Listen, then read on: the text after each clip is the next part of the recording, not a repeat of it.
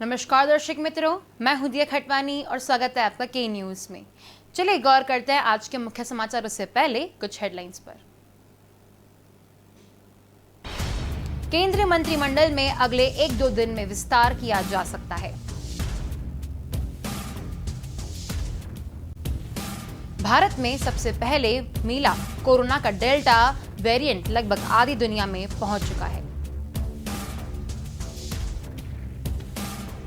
भारत के drug regulator ने रूस की वैक्सीन स्पुतनिक लाइट को इमरजेंसी अप्रूवल देने से इनकार कर दिया है। भाजपा अध्यक्ष जेपी नड्डा और गृह मंत्री अमित शाह ने उत्तराखंड के मुख्यमंत्री तीरथ सिंह रावत को बुधवार को अचानक दिल्ली बुला लिया। 13,500 करोड़ रुपए के पंजाब नेशनल बैंक घोटाले में आरोपी भगोड़ा हीरा कारोबारी नीरव मोदी की बहन पूर्वी मेहता सरकारी गवाह बन गई है।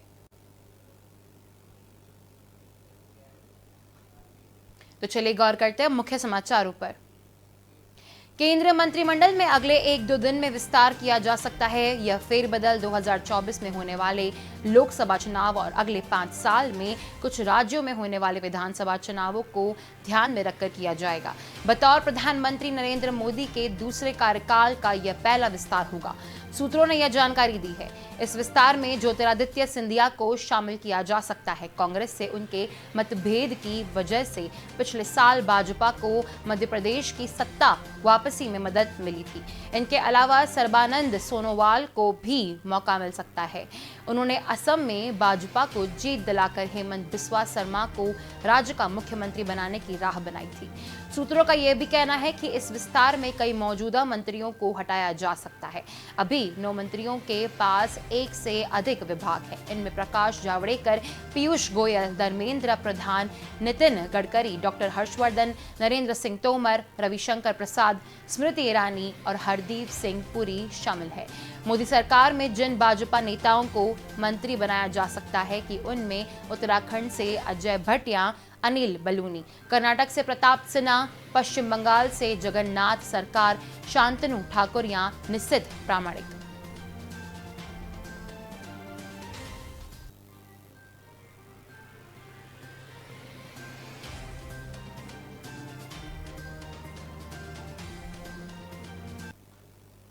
भारत में सबसे पहले मिला कोरोना का डेल्टा वेरिएंट लगभग आधी दुनिया में पहुंच चुका है। अब तक 96 देशों में इसके केस मिले हैं। वर्ल्ड हेल्थ ऑर्गेनाइजेशन ने आशंका जताई है कि आने वाले कुछ महीने में यह ज्यादा हावी हो जाएगा, यानी इसके और कई देशों में फैलने का खतरा है। वहीं ब्रिटेन में मिला अल्फा वेरिएंट अब तक 172 देशों तक पहुंच चुका है। हुकर हर हफ्ते महामारी से जुड़े अपडेट जारी करता है। 29 जून को दिए अपडेट में उसने कहा है कि डेल्टा वेरिएंट 96 देशों में रिपोर्ट हुआ है।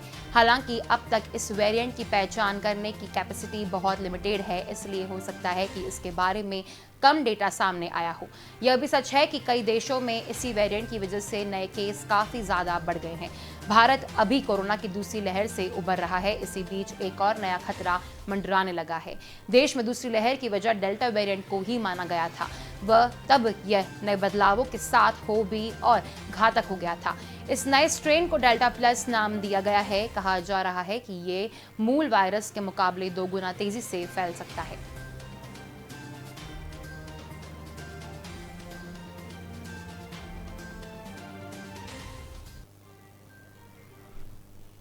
भारत के ड्रग रेगुलेटर ने रूस की वैक्सीन स्पुतनिक लाइट को इमरजेंसी अप्रूवल देने से इनकार कर दिया है। अथॉरिटी ने सिंगल डोज वाली इस वैक्सीन के फेज 3 ट्रायल कराने की जरूरत को भी खारिज कर दिया है। इस मसले पर सब्जेक्ट एक्सपर्ट कमेटी की बैठक हुई थी। कमेटी की सिफारिशों के मुताबिक स्पुतनिक लाइट और स्पुतनिक वी में कंपोनेंट एक ऐसा जैसा है। स्पुतनिक वी का सेफ्टी और इम्यूनिटी डेटा पहले ही भारतीय आबादी पर किए ट्रायल से मिल चुका है। इसे Bharat drug controller general of India से मंजूरी भी मिली है। फिर अलग और एक जैसा ट्रायल कराने के लिए अधूरा डेटा और औचित्य सही नहीं लगता। एसईसी के सिफारिशों को गुरुवार को central drug standard control organisation की वेबसाइट पर अपलोड किया गया। डॉक्टर रेड्डीज लेबोरेटरीज ने डीसीजीआई को एक प्रपोजल दिया था।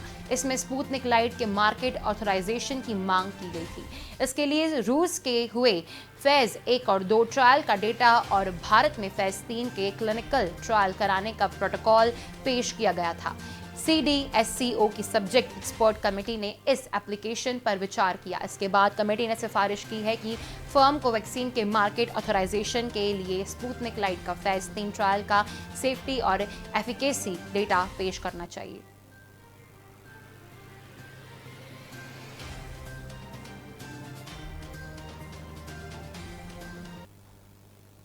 भाजपा अध्यक्ष जेपी नड्डा और गृह मंत्री अमित शाह ने उत्तराखंड के मुख्यमंत्री तीरथ सिंह रावत को बुधवार अचानक दिल्ली बुला लिया। इस बुलावे के बाद सियासी गलियारों में फिर से चर्चा तेज हो गई है कि भाजपा आक्लमन फिर उत्तराखंड में मुख्यमंत्री बदल सकती है। बताया जा रहा है कि भाजपा अगले साल उत्तराखंड में होने वाले विधानसभा चुनाव तीरथ सिंह की अगुवाई में लड़ने के मुड़ में है। इसने अलावा तीरथ सिंह संवैधानिक अड़चनों में भी उलझे हैं।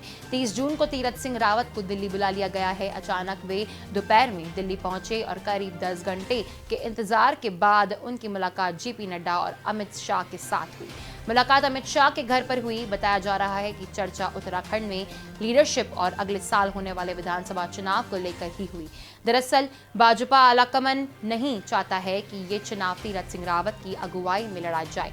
उत्तराखंड के दिग्गज भाजपाई भी इस पक्ष में नहीं है। दरअसल भाजपा की परेशानी ये है कि चुनाव से एन पहले मुख्यमंत्री बदलने से फजीहत हो सकती है, पर भाजपा चुनाव हारने का खतरा भी मोल नहीं ले सकती।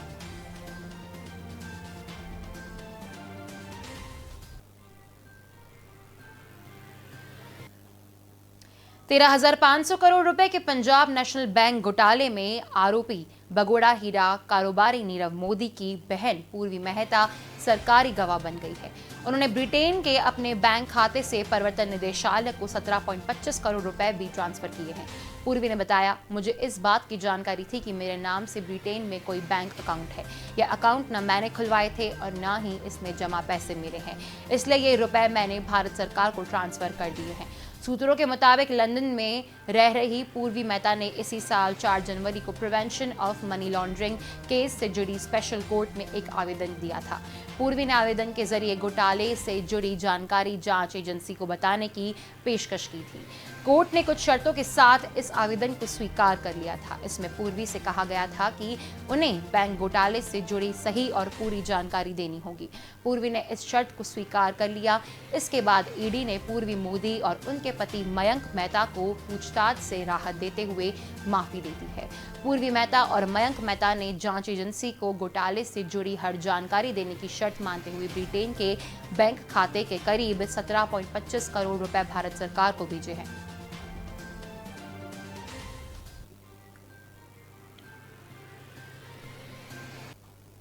तो चलिए वक्त हो चला एक छोटे से ब्रेक का। जल्द मिलेंगे इस ब्रेक के बाद।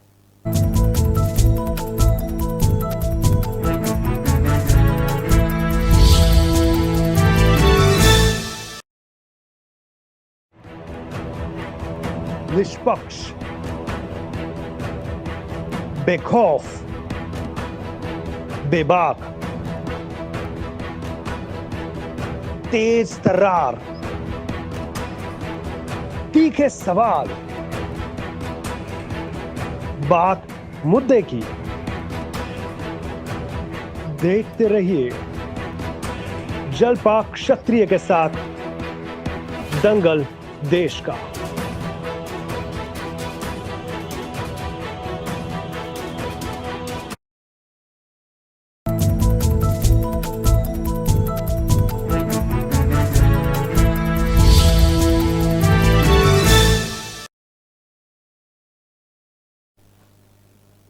Welcome back. चलिए गौर करते हैं आगे के समाचारों पर। बंगाल विधानसभा चुनाव के भेद से लगातार एक दूसरे के खिलाफ तीखे बयान दे रहे ममता बनर्जी और प्रधानमंत्री नरेंद्र मोदी के बीच आम की मिठास घुल रही है। बंगाल की मुख्यमंत्री ममता बनर्जी ने प्रधानमंत्री मोदी, गृह मंत्री अमित शाह और अन्य नेताओं को आम भेजे हैं। इसे ममता की मैंगो पॉलिटिक्स कहा जा रहा है। ममता बनर्जी के राजनेताओं को बंगाल के मशहूर हिमसागर, लक्ष्मण भोग और मालदा आम भेजे हैं। ममता ने यह परंपरा 10 साल पहले 2011 में शुरू की थी, जब वे पहली बार बंगाल की मुख्यमंत्री बनी थी। मोदी और शाह के अलावा ममता ने राष्ट्रपति रामनाथ कोविंद, उपराष्ट्रपति वेंकैया नायडू, रक्षा मंत्री राजनाथ सिंह, कांग्रेस की अंतरिम अध्यक्ष सोनिया गांधी और दिल्ली के मुख्यमंत्री अरविंद केजरीवाल को भी आम भेजे हैं। पिछले साल नरेंद्र मोदी ने अक्षय कुमार को दिए इंटरव्यू में ममता बनर्जी के साथ अपने रिश्तों पर बात की थी। कहा था कि मैं और ममता चुनावी प्रतिस्पर्धी हैं, पर हमारा रिश्ता काफी अच्छा है। दीदी खुद मेरे लिए कुर्ता चुनती हैं और हर साल बेचती हैं। वो जानती हैं कि मुझे बंगाली मिठाइयाँ पसंद है और इसलिए वो मुझे मिठाइयाँ बेचती है।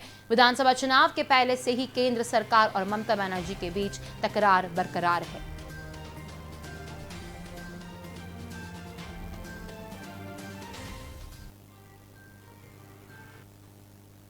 महाराष्ट्र के पुणे जिले के रहने वाले दो भाई सत्यजीत और अजिंक्य किसान परिवार से ताल्लुक रखते हैं। एमबीए की पढ़ाई पूरी करने के बाद दोनों ने अलग अलग कंपनियों में करीब 10 साल तक काम किया। सैलरी और पोजीशन दोनों काफी अच्छी थी, लेकिन एक बार जो उन्होंने अपने गांव का रुख किया तो वहीं के होकर रह गए। आज दोनों मिलकर फूड फॉरेस्ट के कॉन्सेप्ट पर फार्मिंग और प्रोसेसिंग का काम कर रहे हैं। भारत के साथ साथ अमेरिका, अफ्रीका, ब्रिटेन सहित कई देशों में अपने प्रोडक्ट की मार्केटिंग कर रहे हैं। इन्होंने 100 से ज्यादा लोगों को रोजगार भी दिया है और इनकी कंपनी का सालाना टर्नओवर 12 करोड़ रुपए है। अजिंक्य कहते हैं कि पिताजी पारंपरिक खेती करते थे, इसमें कोई खास आमदनी नहीं होती थी, इसलिए वे चाहते थे कि हम लोग अच्छी पढ़ाई करें और खेती से दूर रहें। उन्होंने बचपन में ही हमें बोर्डिंग स्कूल में दाखिला करा दिया था ताकि हम गांव से दूर रहें। एमबीए करने के बाद पहले सत्यजीत की और फिर मेरी जॉब लग गई। अब दोनों शहर में सेटल हो गए हैं, यानी खेती और अपने गांव से एक तरह से कट गए। इसी तरह के कई साल गुजर गए, एक के बाद एक हम कंपनी भी बदलते गए।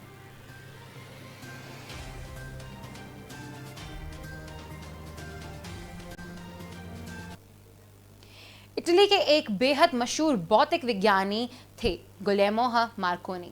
मार्कोनी ने इलेक्ट्रोमैग्नेटिक तरंगों से जरिए एक जगह से दूसरी जगह मैसेज पहुंचाने के बारे में सोचा। इसके लिए उन्होंने एक यंत्र बनाया जिसके जरिए कुछ दूरी तक एक जगह से दूसरी जगह संदेश भेजा जा सकता है। इस यंत्र में एक सेंडर और एक रिसीवर था।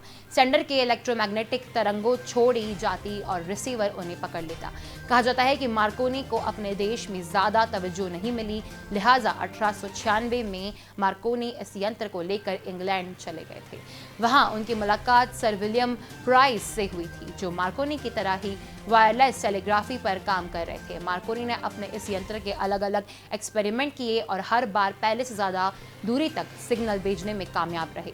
1896 में ही मार्कोनी ने रेडियो में पेटेंट के लिए आवेदन किया और आज ही के दिन उन्हें पेटेंट दिया गया था।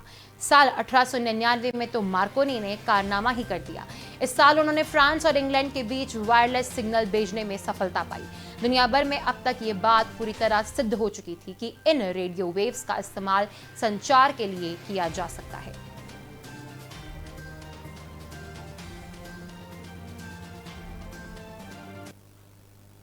उत्तर भारत को फिलहाल गर्मी से राहत मिलने के आसार नहीं है। मौसम विभाग का कहना है कि पंजाब, हरियाणा, दिल्ली, उत्तरी राजस्थान, उत्तर प्रदेश और नॉर्थ वेस्ट एमपी में अगले 2 दिनों में गर्म हवाएं चलने के आसार हैं। मैदानी इलाकों में तापमान सामान्य से 4.5 डिग्री ऊपर पहुंचने पर हीट वेव की स्थिति घोषित कर दी जाती है। मौसम विभाग के मुताबिक Punjab, Haryana, Chandigarh, Delhi, west UP, north west Rajasthan और नॉर्थ वेस्ट एमपी के ज्यादातर इलाकों में गुरुवार को हीट वेव और अलग अलग इलाकों में सिवियर हीट वेव दर्ज की गई है। मौसम विभाग के मुताबिक तापमान सामान्य से 6.5 डिग्री ऊपर जाने पर सिवियर हीट वेव की स्थिति घोषित कर दी जाती है। आईएमडी के मुताबिक निचले स्तरों पर पाकिस्तान से उत्तर पश्चिम भारत की ओर शुष्क पश्चिमी दक्षिण पश्चिमी हवाओं के चलते उत्तरी राज्यों के अलग थलग हिस्सों में गर्म हवाएं चलने से आसार है।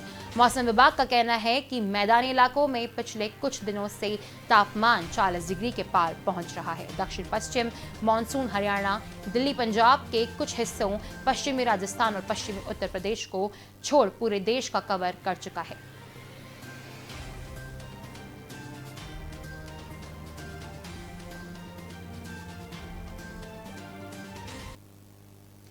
कृषि कानूनों पर पिछले 7 महीने से चले आ रहे विरोध प्रदर्शन के बीच केंद्र सरकार को पूर्व केंद्र कृषि मंत्री और राष्ट्रवादी कांग्रेस पार्टी चीफ शरद पवार का साथ मिला है। पवार ने गुरुवार को कहा कि कृषि कानूनों को पूरी तरह से खारिज नहीं किया जा सकता। हाँ, इतना जरूर है कि कानून के उस हिस्से में संशोधन करना चाहिए जिसको लेकर किसानों को दिक्कत है। मुंबई में एक प्राइवेट यूनिवर्सिटी के कार्यक्रम में शामिल हुए शरद पवार से मीडिया ने पूछा कि क्या महाविकास आघाड़ी सरकार केंद्र के कृषि कानूनों के विरोध में प्रस्ताव लाएगी।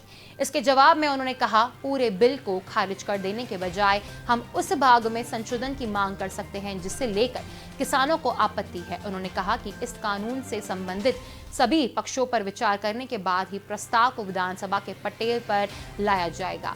एनसीपी चीफ ने यह भी कहा कि महाविकास आघाड़ी सरकार के मंत्रियों का एक समूह केंद्र के इस बिल के अलग-थलग पहुओं में कहा अध्ययन कर रहा है। शरद पवार ने आगे कहा कि राज्य को अपने यहाँ इस कानून को लागू करने से पहले इसके विवादित पहलुओं पर विचार करना चाहिए।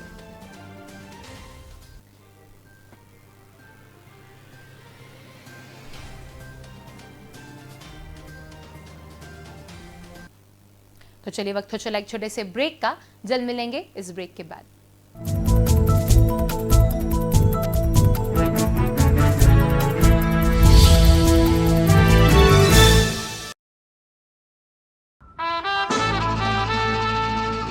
के रेडियो माहिती, मनोरंजन और मस्ती का ट्रायो।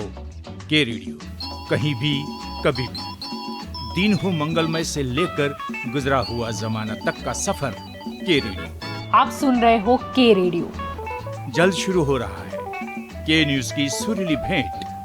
के रेडियो आप सुन रहे हो के रेडियो, कहीं भी कभी भी। आप हमें डाउनलोड कर सकते हैं। लाइक कीजिए, कमेंट कीजिए, सब्सक्राइब कीजिए और सुनिए के रेडियो कहीं भी कभी भी। मैं हूँ आपकी आरजे जल्पा।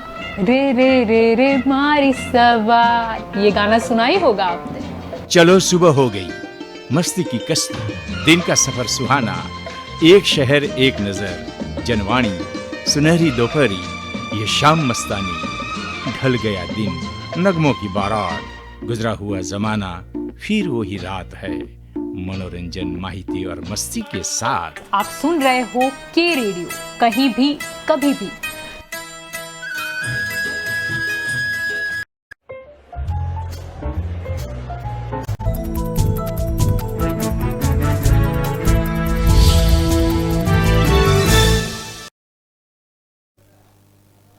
Welcome back. चलिए गौर करते हैं आगे के समाचारों पर। बिहार सरकार के समाज कल्याण मंत्री मदन सहनी इस्तीफा देने की पेशकश कर रहे हैं। सहनी राज्य में असरफशाही से नाराज चल रहे हैं। मदन सहनी ने मीडिया से बात करते हुए कहा कि जो ट्रांसफर पोस्टिंग मंत्री स्तर पर होना चाहिए था वह अफसर कर रहे हैं। अब इस अपमान के साथ मंत्री पद पर रहना उचित नहीं है। सैनी ने कहा कि मेरा इस्तीफा तैयार है, देने जा रहा हूं। पटना में सिर्फ घर ले जाने और गाड़ी ले जाने मंत्री होना नहीं होता है। मैं नीतीश जी के साथ रहूंगा, लेकिन इस्तीफा दे रहा हूं। समाज कल्याण मंत्री ने कहा, यहां तक कह दिया कि नीतीश सरकार ने मंत्री कोई पूछ नहीं है। अब मेरे पास इस्तीफे के अलावा कोई चारा नहीं है। विभाग ने कहा कि प्रधान सचिव अतुल कुमार पर मंत्री के आरोप लगते हुए अपनी व्यथा बताई है। कहा कि सरकार में अफसरशाही हवा होती है। 4 साल से एक ही जगह जमे हैं, अब तक क्या किया ये किसी को मालूम नहीं। बिहार में जून महीने की ताबड़तोड़ ट्रांसफर पोस्टिंग शुरू हो गई है। बीते 24 घंटे में अलग अलग विभागों से 1804 ट्रांसफर पोस्टिंग हो चुकी है। 7 विभागों में हुई इस ट्रांसफर पोस्टिंग में अंचलाधिकारी से लेकर इंजीनियर्स तक का तबादला हुआ है। आने वाले 24 घंटे में और कई विभागों की ट्रांसफर पोस्टिंग लिस्ट जारी होनी है। जून का महीना सरकारी कर्मचारियों और पदाधिकारियों के लिए ट्रांसफर का महीना होता है।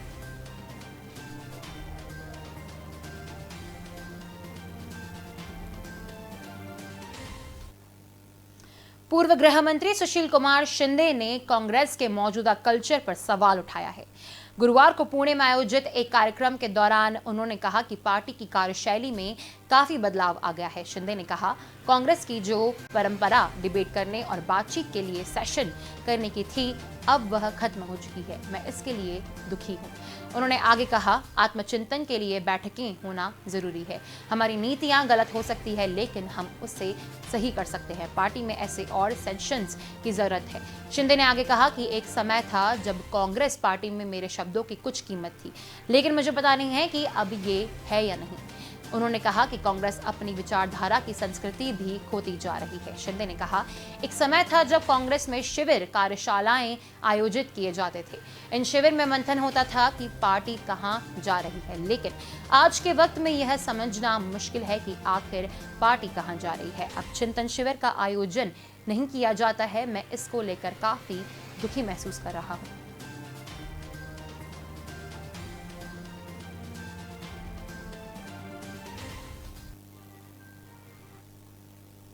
जयपुर ग्रेटर नगर निगम के बीवीजी घूसकांड में आरएसएस के क्षेत्रीय प्रचारक निम्बाराम के खिलाफ एसीबी में मामला दर्ज होने के बाद अब पूरे प्रदेश में बीजेपी आक्रामक दिख रही है। सभी नेता इस मामले पर तीखी प्रतिक्रिया दे रहे हैं।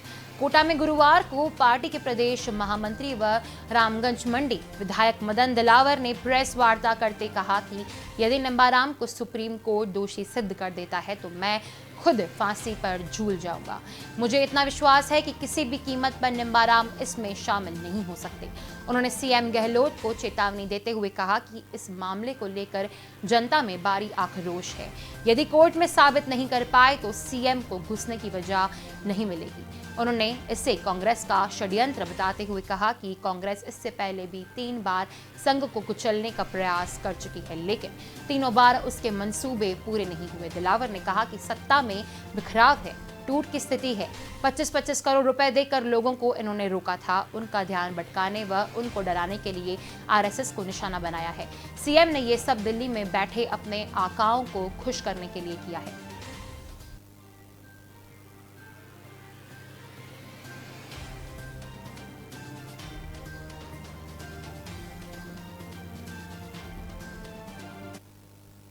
प्रदेश की सबसे ऊंची यानी 115 मीटर की इमारत एसएमएस मेडिकल कॉलेज के एक हिस्से में बनेगी।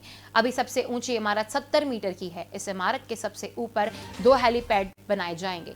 यहां से एयर एम्बुलेंस की सुविधा मिलेगी। आर्गन ट्रांसप्लांट के लिए अभी जिस तरह से ग्रीन कॉरिडोर की जरूरत पड़ती है वो इस इमारत के बनने के बाद नहीं पड़ेगी, कारण यहाँ का एयर हेलीपैड लिफ्ट से कनेक्टेड रहेगा। साथ ही आईसीयू और ट्रोमा सेंटर से भी उनको जोड़ा जाएगा। नई इमारत एसएमएस में सेंटर कनेक्टेड रहेगी। मेडिकल साइंस की जानकारी देते हुए माइलोजन म्यूजियम भी बनेगा। प्रोजेक्ट डिजास्टर आर्किटेक्ट अनूप बतौरिया के मुताबिक जयपुर के लिए ऐतिहासिक कदम है। अभी जेएलएन के कनेक्ट होने वाली धनवंतरी रोड की चौड़ाई बढ़ेगी या अब 4 लेन होगी। वर्तमान मोर्चरी का स्वरूप नया होगा, उसे अलग से जगह दी जाएगी। सभी ब्लॉक के लिए इंटरकनेक्टिविटी दी जाएगी। इस प्रोजेक्ट का टेंडर जारी हो गया है। एसएमएस के वर्तमान कोटेज वार्ड की जगह यह हेरिटेज फसाड वाली बड़ी इमारत 21 महीने में बनकर तैयार हो जाएगी। 15 अगस्त को इसका शिलान्यास होगा। चिकित्सा मंत्री रघु शर्मा ने हमें जरूरत बताई कि उसकी के अनुरूप निर्माण होगा। प्रदेश की सबसे ऊंची स्टील की इमारत होगी।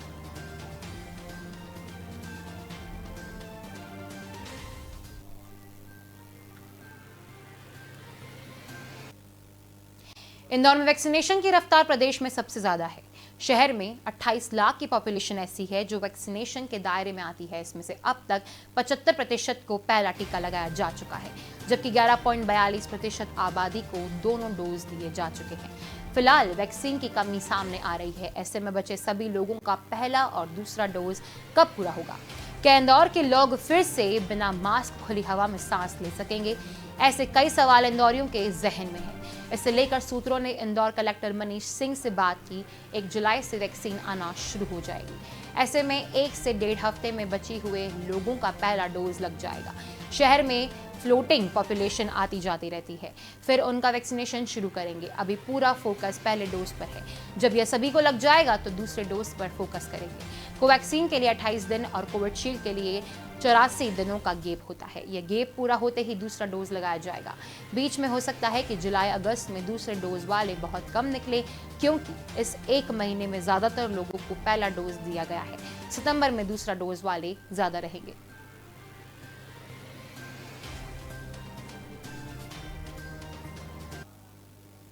तो अभी के समाचारों में बस इतना ही। अधिक जानकारी के लिए देखते रहिए के न्यूज़। नमस्कार।